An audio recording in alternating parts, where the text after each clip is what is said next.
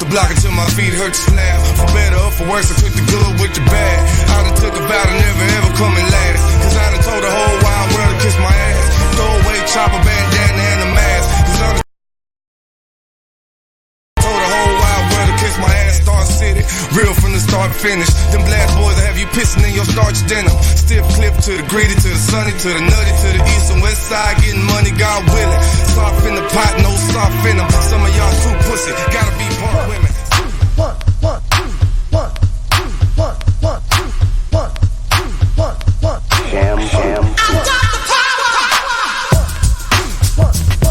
Yo, this is Mr. Lee and you're listening to Power 214, man. Funny! Sweet! Rockin' with Power 214, man. Tune in on the radio. Yo, you're rocking with Miss Love. Make sure you stick with us here at Power 214. What's going on? CEO American Monster Gill right here, all the way from Las Vegas. You need to be tuning in to Power 214. It's PME LaRun. We rocking with Power 214. You did. Hey, it's Queen Cole here. It's your boy King Nord. And we are with Royalty TV. And you are tuned in to Power 214.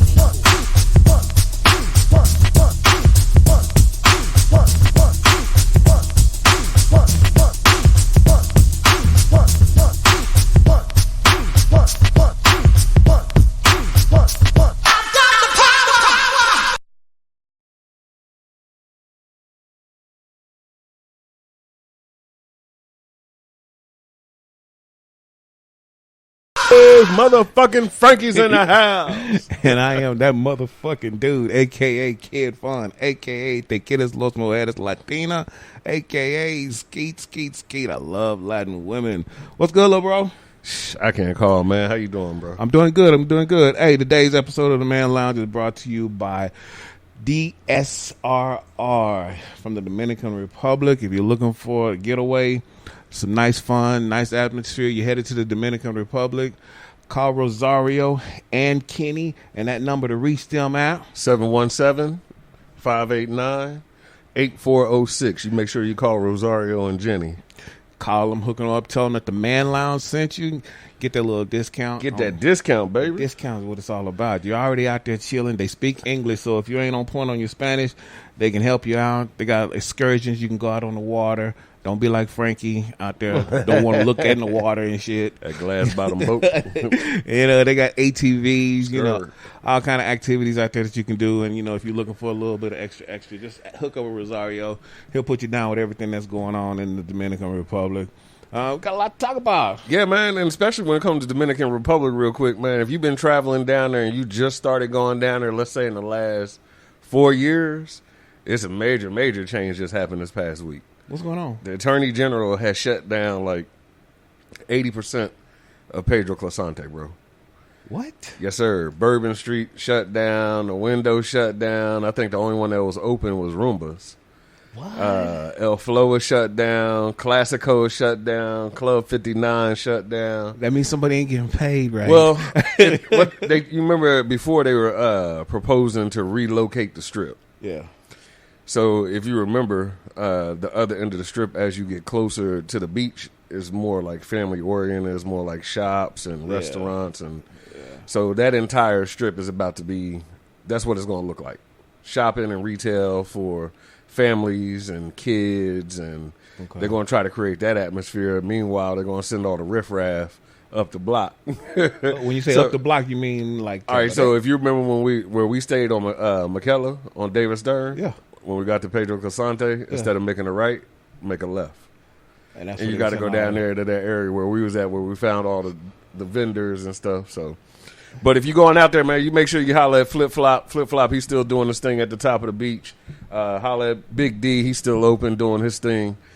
Big Mama, they still got all their stuff popping out there. Big Mama, hey, let me tell you something. You go see Big Mama, she'll crack your neck for you. And if you like me, so I'm like, okay, I'm getting my neck cracked, but I'm getting my neck cracked by a woman on the beach in the Dominican. Yeah. I'm scared as hell. I'm like, you gotta relax. I can't relax. I'm thinking, this one's gonna break my neck. Big Mama do her thing, man. So yeah, she crack your neck for you, and it's nice, man. It's nice. She got some nice little helpers out there too. Definitely. So it's all good. But yeah, we got a nice show. Yeah, man, a lot going on, bro. A lot going on. A lot going on in the NFL too, man. I know we're gonna do the sports moment, but here we go. NFL. Let's get this shit over with real quick. But you know what? I wasn't even talking about the Cowboy Giants game. Well, it wasn't even a goddamn game, man. It wasn't. But y'all got that cornerback number 27 Baker is trash. Okay, next. No comment. I said that shit a long time ago that we was trash on defense. But it's like watching the game last night. The Raiders and the Chargers. The Raiders defense kept the Chargers in that game. Yeah. You know, I like what John Gruden doing out there, man. He doing this thing. Yeah, especially for what do you got, a 10-year contract for $100 million? Yeah, he guaranteed. Yeah, you can fire him now. He's going to be paid. He's going to be paid. So, but yeah, I think in the next couple of years we'll see a Super Bowl run, a legitimate Super Bowl run from that team. I don't know. I mean, they look good. It's just the defense. They had a lot of stupid penalties. They had 2 interceptions that were called back because of their penalties, and then they had a couple of incidents where they had the Chargers on the rope, but then because of pass interference calls or offside penalties, they gave them first down. Especially like the Chargers were down inside the 10. They got an interception, but one of the defensive linemen were offsides. Yeah. I'm like, what kind of shit is this, man? Yeah. And then they talking about the Cowboys going to the Super Bowl again. Get the hell They out do of that here after every time they beat the Giants, bro. After every time they beat anybody, they take a Super Bowl. What ball. I've learned is for Dallas fans, New York is a standard. So when they beat us, it's like, oh, we're going to the Super Bowl. But when you get your ass whooped by the Jets, it's like, what the fuck? So, for the first month of the season, they couldn't do no wrong. Right? Shit. Then all of a sudden, second month of the season, these niggas 0-3 or 1-3. They ready to fire everybody. It was ready to fire Garrett. They was ready. Witten needs to go back to be a broadcaster. But they always talking about firing Garrett. Yeah. But what I don't understand is when was the transition? Because I know when I was younger, when I was growing up, the rivalry was the Cowboys and Washington. Now I don't think there ever was a transition. This is what I think happened. Seriously, the years that we won, and when I say we, I'm talking about the Giants, which is 2008 and 2011. The years that we won, the hype machine around the Cowboys was so great because you got to remember we was like 9-7 when we won the championship. And then another year we was like 10-6. We were never the favorite, so it wasn't that all of a sudden it just flipped the switch and became the greatest rivalry.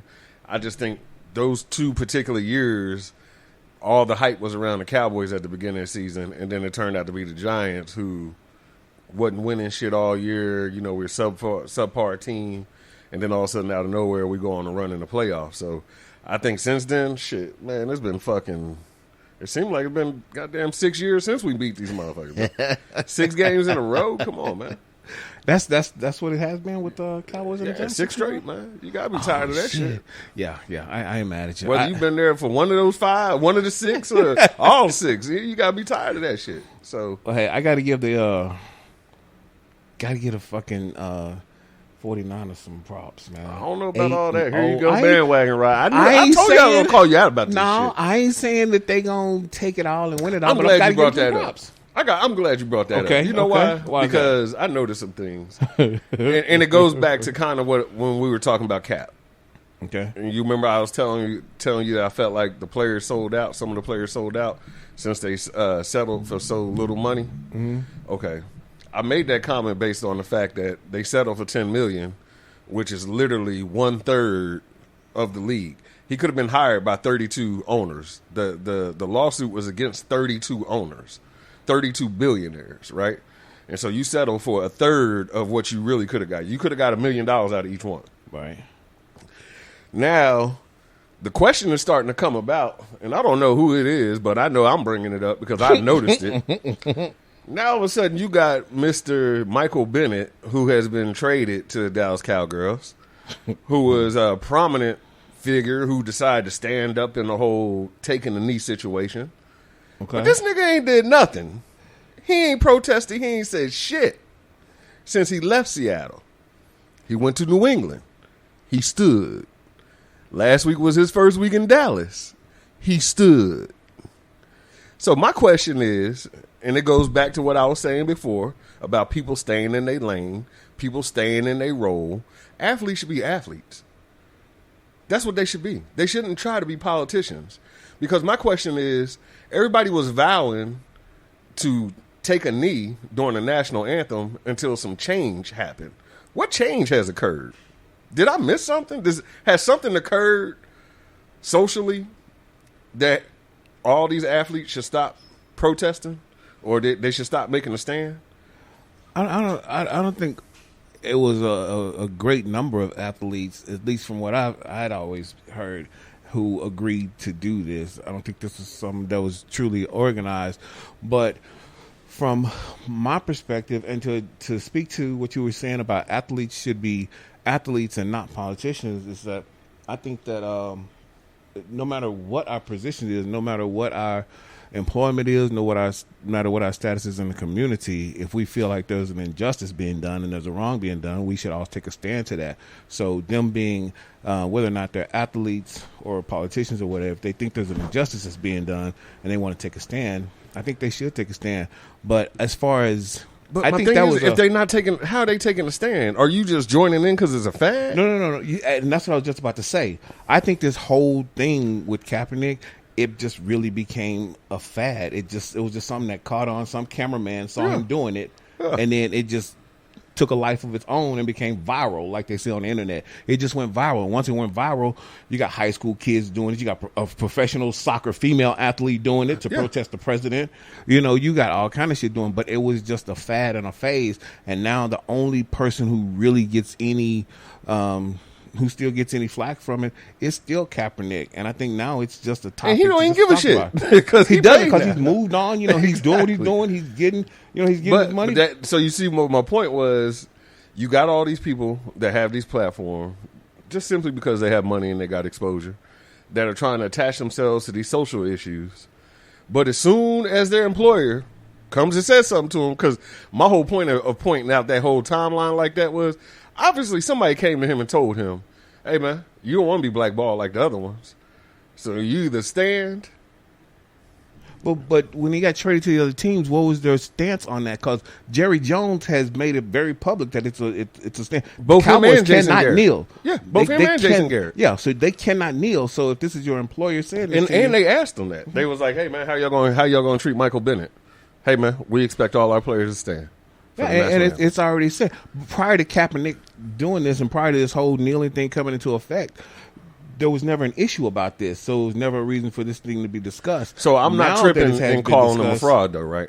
Call him a fraud?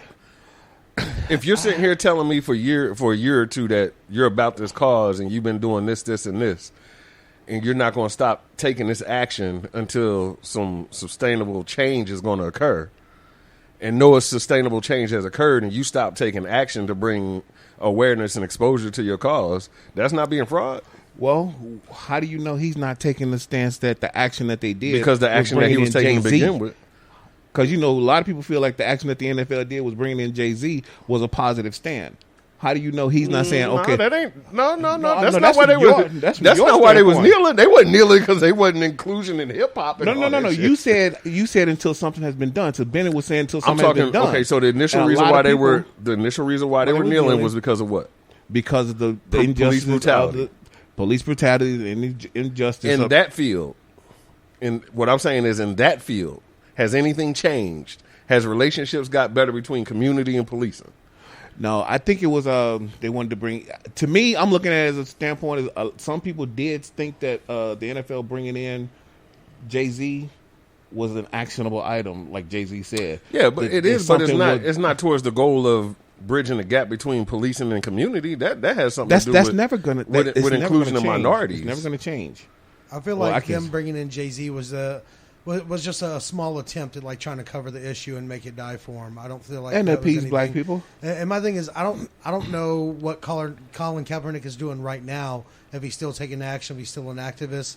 But I think, he's got his know your right movements going on right now. Yeah, I know he has that movement and all that, but you don't see him so much. So it's just kind of weird that how he got singled out for it. It was just him, and then it's kind of just faded away like any light or media on him. I know he talked. He got that deal with Nike, and I know they probably felt bad. His whole career, all that's gone, and what's he going to do after that? I think it's ridiculous that he's still not in the league. That he's just completely blackballed. I don't. In case you guys are wondering who the voice is that you're welcome, comedian Mikey B to the Man Lounge. To the Man Lounge. What's up, baby? Welcome. Glad to be here. Thank you, guys. So, but I mean, yeah, like I said, I think it was just. I think his deal with Nike saw that he was still on a big, like, he had the attention of everybody. So, what better time than to give him a deal like that? I guess when you have social activists from the 60s that have set the bar, i.e. a Martin Luther King, i.e. Malcolm X, who said we're going to take this course of action to effectively create change, i.e. MLK walking, protesting, organized protesting, right? Nobody could come along and cut him a check and tell him, hey, man, y'all stop protesting. I'm going to give you X amount of dollars. My whole point to this is Michael Bennett was such a rebel. He was such a voice in this whole movement from Seattle. See, what I'm getting at is They showed him the gun line. what's it? The gun line, boss. If you so much stick your Johnson across that gun line. So, but Pete Carroll runs a different program. He's accepting of that. He allows his players to show who they are a little bit more, to show their personality. Soon as he left Seattle, I'm telling you, when he signed in New England, there was a conversation being had. That's the reason why he got into it with them coaches. You know, he got let go from New England because he got into it with his position coach. Okay? When they describe this dude, they call him, they say he is a different type of person. He's eccentric. He does his own thing. He drum his own beat, okay? You're so passionate that you're following that, and you're trying to get everybody to buy into your cause, but all it takes is one person to come along and tell you, hey, man, you're not going to get this type of check, or, hey, man, you're not going to get this type of play. Now, all of a sudden, your cause isn't that worthy anymore. So my question is, was your cause worthy from the beginning? When you were kneeling in Seattle, when you're hooting and hollering about all the injustices and stuff, and you're saying that you're going to take this action until something changes? But there hasn't been any sustainable change. I mean, if anything, it's getting worse. We just finished Botham John case, and now we got Atiana out there in Fort Worth. That Tatiana case, Johnson. I believe there's another young man that just got shot. I know. Shout out to my frat brother Vaughn Combs. I know his family going through a lot. Yeah. That case up there, it don't even involve police. But when we talk about what we want to touch on the community, men need to be careful about how they run up on their wives. What do you call it when your wife has an outside dude, a side dude? It's not a mistress. That's her jump off. Okay, her jump off, right? That's her jump off. The Spanish word is Sancho. That's her Sancho. Choppy daughter. But, you know, in this particular instance, man, this dude was messing around with this other guy's wife, and the husband was following him around, and he was threatening to kill him. And he's showing up at this dude's job.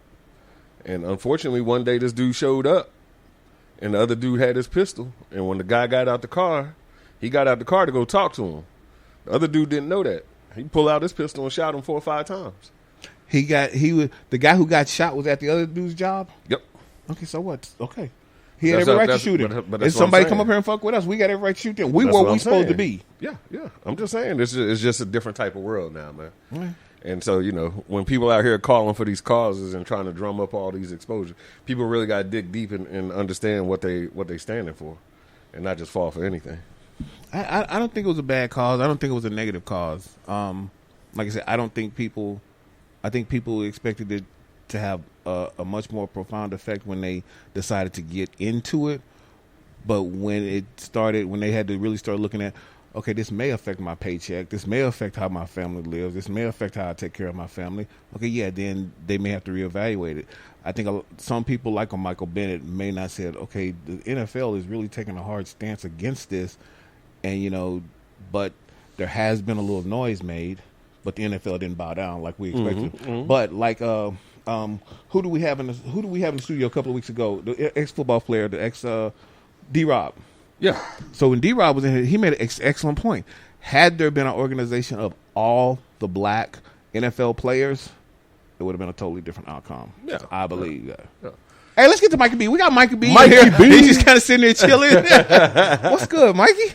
Oh man, I was sitting here listening and thinking about. I mean, I don't know a lot about Michael Bennett's situation, but from the way you're saying it, makes it sound like he was a part of the cause of standing up for it when it was convenient for him and his Exactly. pocket. And now quite that a few of them. realized it could hurt him wherever he goes, and he can't always be in Seattle where it's okay to be himself and show that side of him.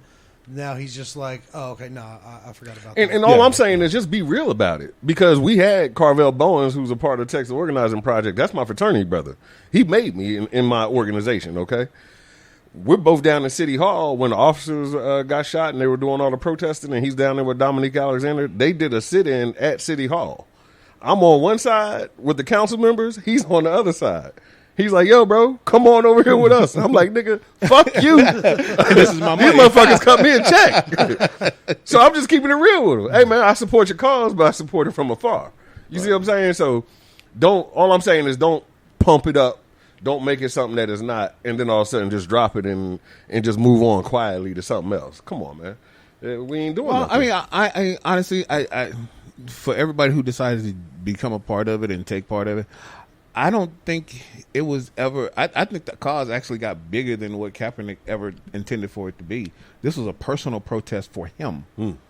This was a personal protest for him. Everybody else kind of just joined in and said, "Hey, I'm gonna do this too." There was never any organization. I thought it was like a personal thing. I didn't think he was already like a big activist about it. I felt like that was the thing he thought in his mind he could do about it. Exactly. Since he's not like an activist or in these neighborhoods.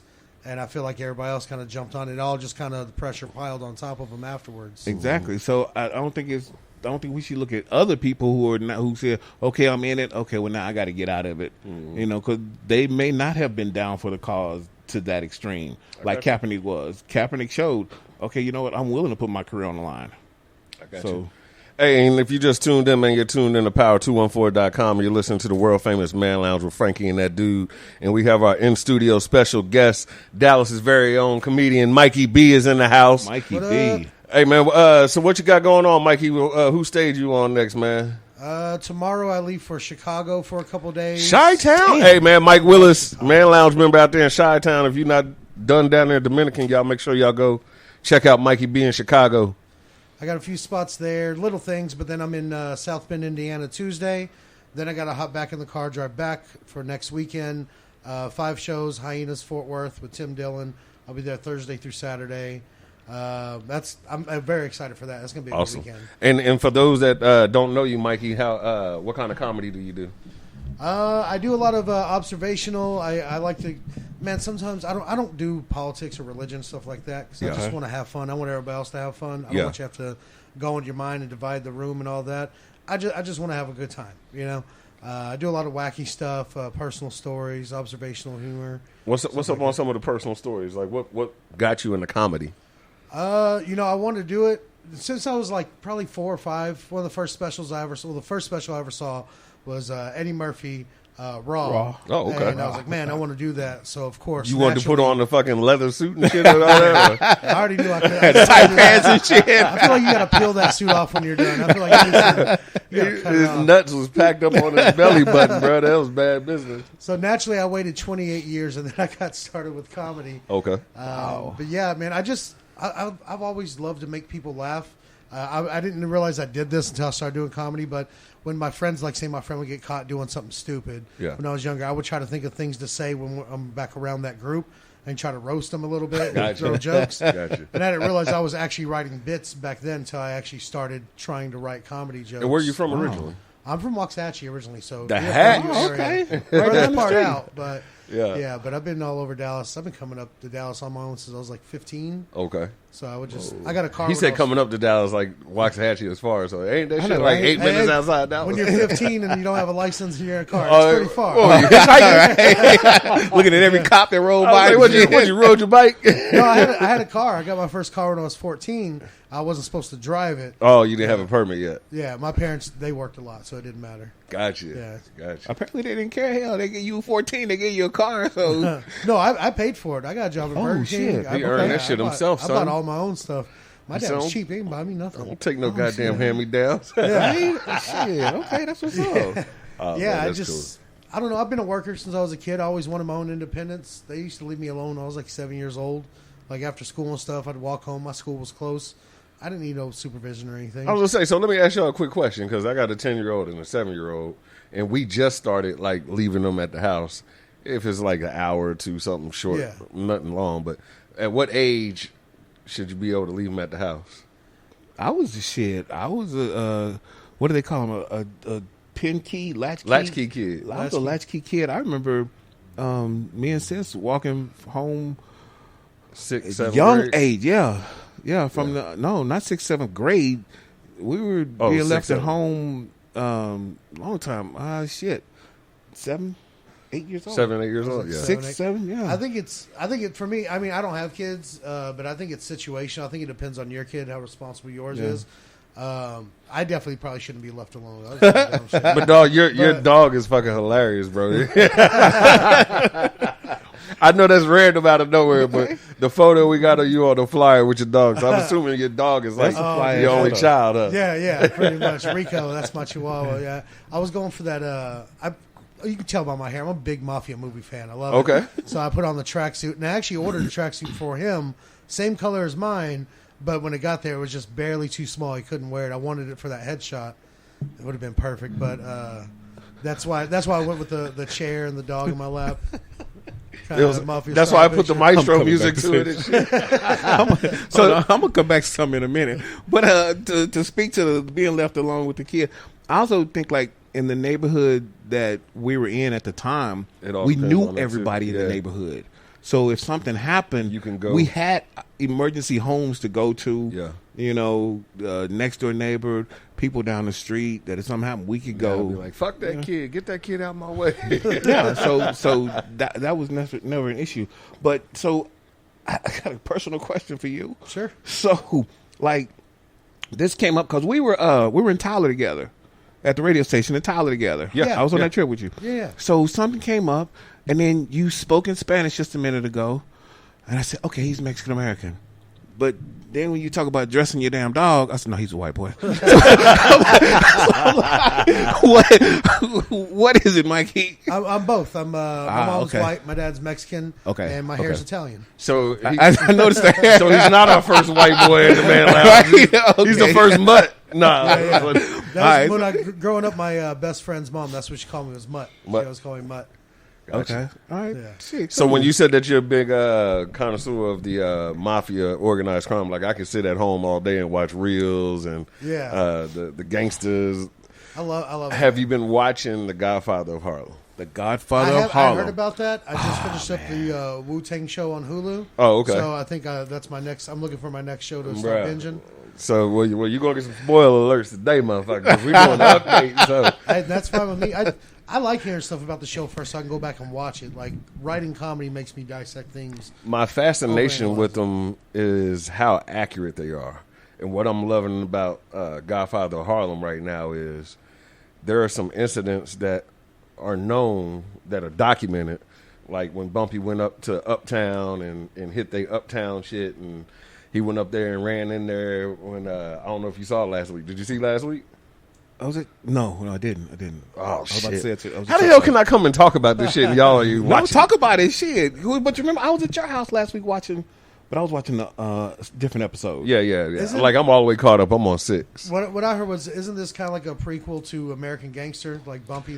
Bumpy was the original OG for Frank Lucas. Yeah, he was the one he worked for. Yeah, and then Yep. Somebody was telling me about. So it's just cool to be able to know all those different stories and then be able to see them from the different perspectives.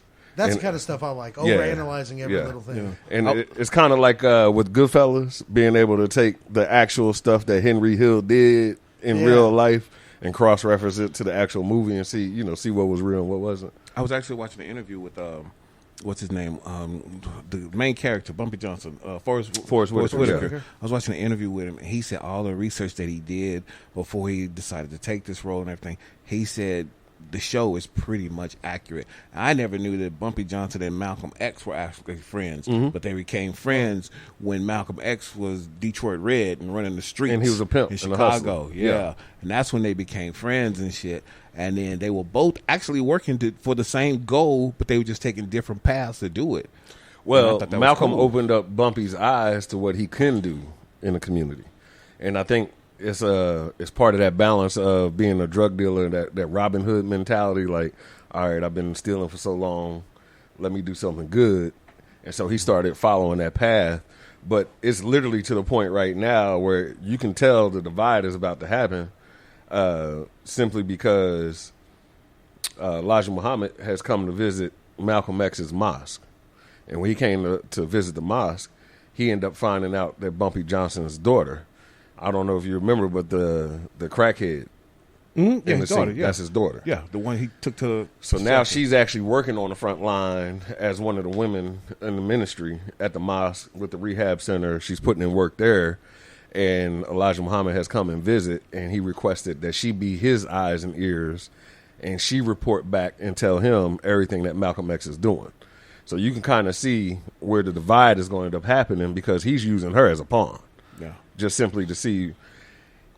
Elijah Muhammad didn't support the militant side of Malcolm X. There's a lot of things about Malcolm X he didn't support. He didn't like the fact that Malcolm X was getting such a big following. Mm-hmm. And that was one of the biggest downfalls of Malcolm X with the nation. Yeah. So yeah, that was kind of crazy. And it's like, I think I would love to see a series on Malcolm X like this.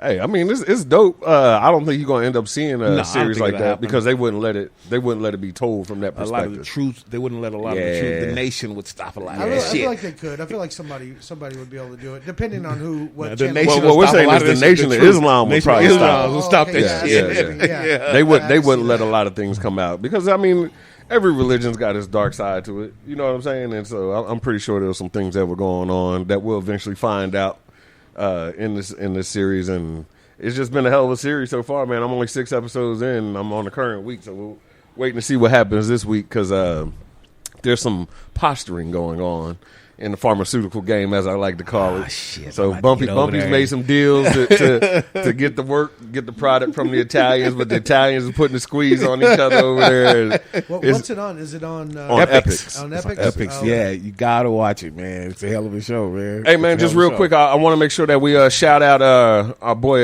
Soundna on IG. Check him out, Soundna. They do a music review, and we're going to be showcasing their independent artists every week. This week, we got Kayshawn. She's going to be, I believe the name of the track is called Good Times. So before we go to break here, you're tuned in to power214.com, the world-famous Man Lounge with Frankie and that dude.